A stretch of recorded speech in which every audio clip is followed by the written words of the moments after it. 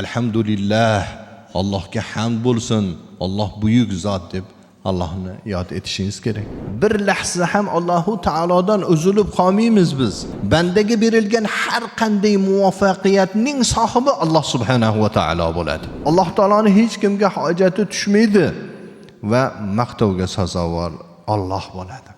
Allohu taolo Qur'oni Karimda bandalarni Allohu taologa muhtoj ekanligini zikr qiladi. Jumladan biz sog'lig'imiz borasida ham Alloh subhanahu va taologa muhtojmiz.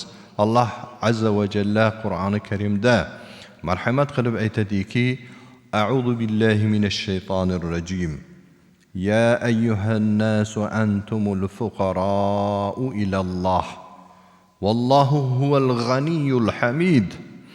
Ey insonlar, sizlar Allohga muhtojsizlar va Alloh behojat va hamdu sanoga loyiq bo'lgan zot deydi.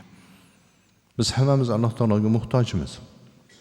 Azizlar, Allohu taolo bu oyati karimada ey kofirlar demadi, ey mo'minlar demadi, balki butun insoniyatga xitob qildi. U musulmon bo'ladimi, kofir bo'ladimi? Allohga itoatkor bo'ladimi, Allohga isyonkor bo'ladimi, farqi yo'q. Ey insonlar, sizlar Allohga muhtojsizlar, deyapti. Bir lahza ham Allohu taolodan uzilib qolmaymiz biz. Allohu taolo agar bir lahzaga o'zini tarbiya ko'nandalik sifatini bizlardan ko'tarib qo'yadigan bo'lsa, biz hech kim emasmiz. Mana misol uchun Alloh taolo o'pkani shundoq to'xtatdi. O'pka to'xtadi, ishlashdan to'xtadi, harakatdan to'xtadi.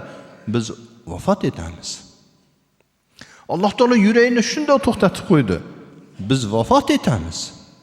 Alloh taolo mana shu insondagi qon tomirlarini hammasini bir-biriga ulab chiqsa, yer sharini bir marta aylanib chiqadigan qon tomirlarini yaratib qo'ydi. Bunga qonni yurgizib qo'ydi qudrati bilan.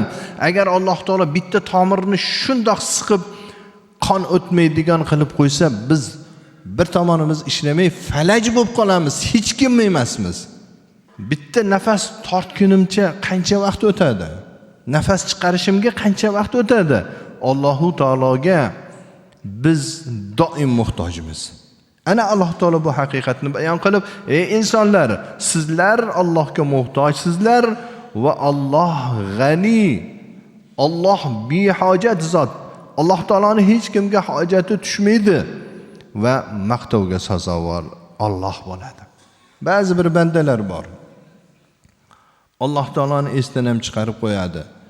Bandalarni maqtaveradi, maddoh. Bandani maqtab osmonlarga ko'tarib tashlaydi. Robbisini biror marta maqtamaydi. Aslida bandaga berilgan har bir fazl, bandaga berilgan har qanday iste'dod, bandaga berilgan har qanday muvaffaqiyatning sohibi Alloh subhanahu va taolo bo'ladi.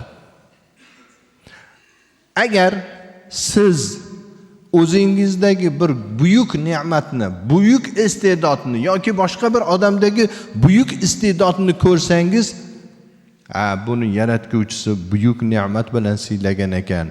Alhamdulillah, Allohga hamd bo'lsin, Alloh buyuk zot deb Allohni yod etishingiz kerak. Allohu taolo bandasiga rahim qiladi. Bandasiga lutfu karam ko'rsatadi. Bandasiga madad beradi. Bandasi keyin muvaffaqiyatlarga erishadi. Bo'lmasa hech narsa bo'lmaydi. Oddiy tijoratchi dunyodagi eng zo'r mahsulotni olib kelsin, bozorga chiqarsin. Agar Alloh subhanahu va taolo uni rizqini tor qilib qo'ygan bo'lsa, bir inson kelib uni mahsulotini so'ramaydi. Allohu taolodan bu rizq. Yoki bir mohir tabib bor. Mohir tabib, men o'zim qildim bu amaliyotlarni deb o'ylaydi. Natijada Allohu taolo bunga yordamini to'xtatib qo'ysa, bitta tashxisni noto'g'ri qo'yib, birovni o'limiga sababchi bo'lib qoladi. Hamma narsa Allohdan so'rash, Allohning madadi bilan bo'ladi. Buni banda esidan chiqarib qo'ymasligi kerak.